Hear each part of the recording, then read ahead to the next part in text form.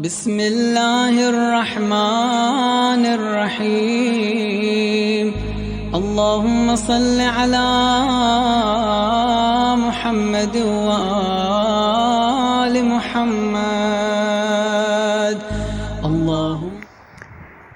اعوذ باللہ من الشیطان اللعین الرجیم بسم اللہ الرحمن الرحیم رب اشرح لی صدری ویسر لی امری واحلل عقدۃ من لسانی یفقہوا قولی۔ شروع کرتی ہوں پروردگار عالم کے اس بابرکت نام سے جس نے یہ کائنات خلق کی اور ہمیں اہل بیت اطہار علیہ الصلاۃ والسلام کا پیروکار بنایا۔ اپنے دوسرے جلسے کا آغاز کرنے سے پہلے تھوڑا سا خلاصتاً پہلے جلسے کے بارے میں آپ لوگوں کی خدمت میں عرض کرتی چلوں بطور یاد دہانی، تاکہ تھوڑا سا ذہن حاضر ہو جائے۔ پہلا جلسہ کہ جس کا عنوان تھا تبلیغ کی اہمیت، اس موضوع پر مختصراً آپ لوگوں کی خدمت میں نے کچھ مطالب بیان کیے تھے کہ جس میں تبلیغ کی اہمیت کے بارے میں بتایا تھا، اور یہ بتایا کہ دین کی تبلیغ کہ جس کو دوسرے لفظوں میں ہم یہ کہہ سکتے ہیں کہ حقیقت کی پہچان، حقیقت کا پیغام پہنچانا کہ خود پروردگار عالم کی ذات ایک حقیقت ہے، اس کے رسول گرامی کی ذات ایک حقیقت ہے، اور ان کے پیغام کو پہنچایا۔ دراصل یہ ایک الہی پیغام ہے، تبلیغ ایک رسالت الہی ہے، اور پیغام الہی کو پہنچانا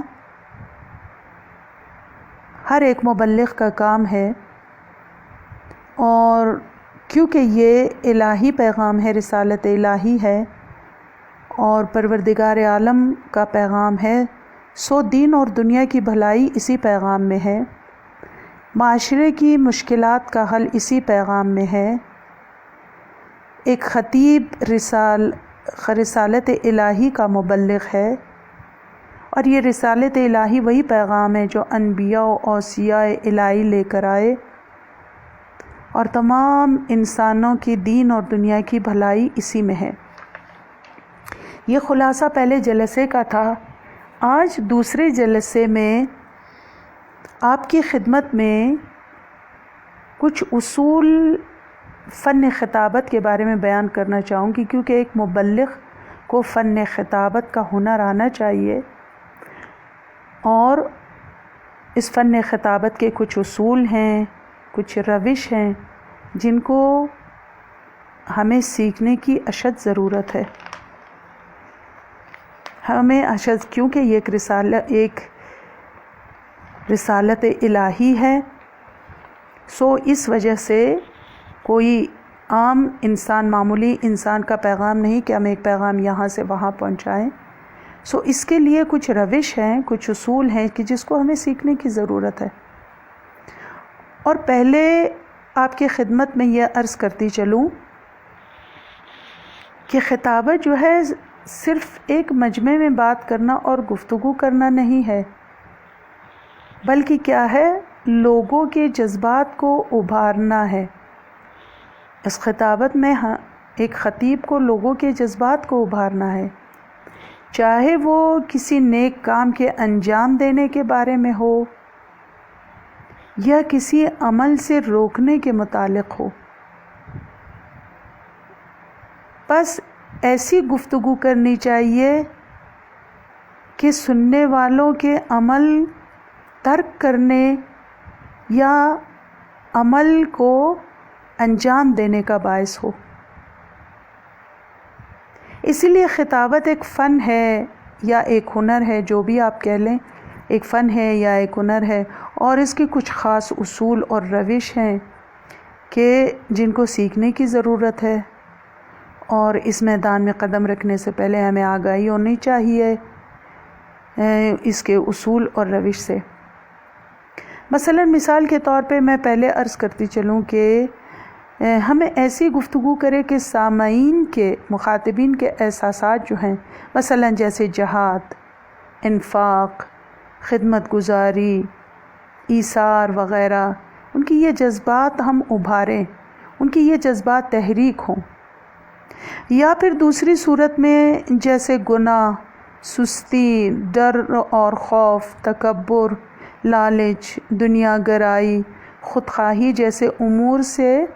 دوری اختیار کریں مخاطبین، ایسی گفتگو ہمیں کرنی چاہیے۔ اور یہ سب اسی صورت میں ممکن ہے کہ خطیب کی خطابت تاثیر گزار ہو اور فن خطابت کے تمام اصول اور روش سے آگاہی رکھتا ہو ایک خطیب۔ اور نتیجے میں کیا ہوگا کہ مخاطبین کے دل و جاں پر خطیب کی خطابت اثر کرے گی۔ خطیب اپنے فن خطابت سے یا لوگوں کے دلوں میں خوشی، امید، عشق، مہر و محبت ایجاد کرتا ہے کہ وہ اچھے عمل انجام دے، یا پھر سرد مہری، افسردگی وغیرہ کو ایجاد کرتا ہے تاکہ وہ برے اعمال کو ترک کر دیں۔ بس ان اصول میں سے کچھ اصول آج اس جلسے میں آپ سامعین کی خدمت میں پیش کرتی ہوں کہ اس میں سب سے پہلا اصول جو ہے وہ ہے مطالب پر مکمل عبور رکھتا ہو ایک خطیب اور مطالب پر مسلط ہو۔ یہ پہلا اصول ہے، کیونکہ اگر اس طرح سے نہیں ہوگا تو مطالب جو ہیں وہ خطیب کے ہاتھ سے نکل جائیں گے، اور اگر سوال کریں خطیب سے کوئی تو جواب خطیب نہیں دے پائے گا، کیونکہ اسے مطالب پر عبور ہی مکمل طور پر عبور حاصل نہیں ہے، وہ مسلط نہیں ہے۔ یا دوسری صورت میں یہ کہ خطیب کہنا کچھ چاہے گا لیکن زبان سے کچھ اور نکلے گا، یا یہ کہ ایک مطلب کو شروع کر کے اس کو ناقص چھوڑ کر پھر دوسری طرف چلا جائے گا، کیونکہ مطالب پر مکمل عبور نہیں ہے۔ اور اس طرح سے اس خطیب کا مخاطبین پر، اس کے مخاطبین پر بہت برا اثر پڑے گا کہ اس طرح سے انہیں پتہ چل جائے گا کہ مطالب ناقص ہیں، کوئی نتیجہ گیری نہیں ہوگی، مطالب ناقص لوگ سمجھیں گے، اور پھر اسی طرح سے ناقص وہ مطالب منتقل بھی ہو سکتے ہیں ایک سے دوسرے۔ پس ایک خطیب کو مطالب پر کامل عبور رکھنا چاہیے اور غیر سنجیدہ گفتگو سے پرہیز کرنا چاہیے کہ مطالب نہ ہونے کی صورت میں وہ غیر سنجیدہ گفتگو کرے، اور بغیر معلومات کے ایک خطیب گفتگو نہ کرے، کیونکہ اس کی وجہ سے پھر مخاطبین کم ہو جائیں گے اور بات کا اثر بھی باقی نہیں رہے گا، اور اس کی بات کا اثر بھی جو ہے وہ باقی نہیں رہے گا۔ یہاں پر سورہ اسرا کی آیت نمبر 36 کی طرف 36 کی طرف میں اشارہ کرنا چاہوں گی کہ پروردگار عالم اپنے اس کلام پاک میں ارشاد فرما رہے ہیں، وَلَا تَقْفُ مَا لَيْسَ لَكَ بِهِ عِلْمٌ إِنَّ السَّمْعَ وَالْبَصَرَ وَالْفُؤَادَ كُلُّ أُولَئِكَ كَانَ عَنْهُ مَسْئُولًا۔ پروردگار عالم فرماتے ہیں، کسی ایسی چیز کے پیچھے نہ لگو جس کا تمہیں علم نہ ہو، یقیناً آنکھ، کان اور دل سبھی کی باس پرس ہونی ہے۔ یعنی بغیر تحقیق کے کسی بات کے پیچھے نہ لگو، بغیر مطالب کے، بغیر تحقیق کیے اس بات کو آگے نہ بڑھاؤ، اور حضرت علی علیہ الصلاۃ والسلام بھی یہاں پر فرماتے ہیں، ان کی ایک حدیث کی طرف اشارہ کرنا چاہوں گی کہ مولا فرماتے ہیں سنی سنائی باتوں کو بیان نہیں کرنا چاہیے. لا تحدث بما تخاف تکذیبہ، مولا فرماتے ہیں لا تحدث بما تخاف تکذیبہ، اس بات کو نہ کہو جس کا تمہیں خوف ہو کہ لوگ اسے جھٹلائیں گے. اگر مطالب پر مسلط نہ ہونے کی وجہ سے انسان ایسی بات کرے اور اسے یہ ڈر بھی ہو، یہ خوف بھی ہو کہ لوگ اسے جھٹلائیں گے، تو ایسی بات نہیں کرنی چاہیے، ان مطالب کو چھوڑ دینا چاہیے. فن خطابت کے اصول میں سے یہ ایک پہلا اصول تھا جو آپ لوگوں کی خدمت میں عرض کر چکی میں، اور اسی میں ہی یعنی فن خطابت کے ان مطالب پر عبور کے یعنی جملہ بندی کلمات کو بہتر طریقے سے وہ ادا کر سکے، اور یہ اسی صورت میں ممکن ہے کہ جب وہ مطالب پر مسلط ہو، جیسے ضرب المثل، اشعار و تمثیلات پر، تاکہ اس کی گفتگو صحیح ہو اور وہ کیا ہو، پھر غلط تعبیرات سے بھی وہ پرہیز کر سکتا ہے، غلط تعبیرات سے بھی پرہیز کر سکتا ہے ایک خطیب. دوسرا اصول جو ہے وہ اپنے ہدف پر ایمان ہے، اپنے مقصد پر، اپنے ہدف پر مکمل ایمان ہے. اب اگر ایک خطیب کو اپنے مقصد، اپنے ہدف پر مکمل ایمان ہوگا تو اس صورت میں ایک خطیب کو اطمینان و سکون محسوس ہوتا ہے. بولتے وقت، خطابت کرتے وقت، بولتے وقت اندر سے ایک اطمینان و سکون وہ محسوس کرتا ہے کہ جو کچھ بول رہا ہے اس پر اس کا مکمل ایمان ہے. ایک آرامش ملتی ہے خطیب کو، ایک آرامش ملتی ہے کہ وہ سچ بول رہا ہے، وہ پروردگار عالم کا پیغام پہنچا رہا ہے، وہ اہل بیت علیہ الصلاۃ والسلام کا پیغام پہنچا رہا ہے، اور اسے ایک آرامش ہے، اس کا ایک ہدف ہے، لوگوں کی اصلاح، لوگوں کی بھلائی، لوگوں کی رہنمائی، لوگوں کی مشکلات کا حل، ان مشکلات سے ان کو نکالنا، یہ سارے ہدف ہیں، اس کے اہداف ہے ایک خطیب کے. اور جب یہ ایمان اسے ہوتا ہے کہ اس طرح سے انشاءاللہ ہوگا اور اسی ہدف کے ساتھ وہ آگے بڑھتا ہے، تو یقیناً اسے اطمینان و سکون محسوس ہوتا ہے، اور اسی اطمینان اور سکون سے جب وہ بولتا ہے تو اس کا مخاطبین پر بہت اچھا اثر پڑتا ہے اور اس کا کلام تاثیر گزار ہوتا ہے. یہ دوسرا اصول تھا فن خطابت میں. تیسرا اصول جو بیان کرنے جا رہی ہوں وہ یہ کہ ایک مخاطب کو، ایک خطیب کو مخاطب شناس ہونا چاہیے، یا اگر یوں کہوں کہ ایک خطیب کو ہم مخاطب شناس، ہم موقع شناس ہونا چاہیے. کیونکہ اگر ایک خطیب موقع شناس اور زمان شناس ہوگا تو وہ زمانے کے ساتھ گفتگو کرے گا، اور ایک خطیب کو معلوم ہونا چاہیے کہ اس وقت معاشرے کی کیا مشکلات ہیں، لوگوں کے موجودہ مسائل کیا ہیں، ان کو وہ درک کرے،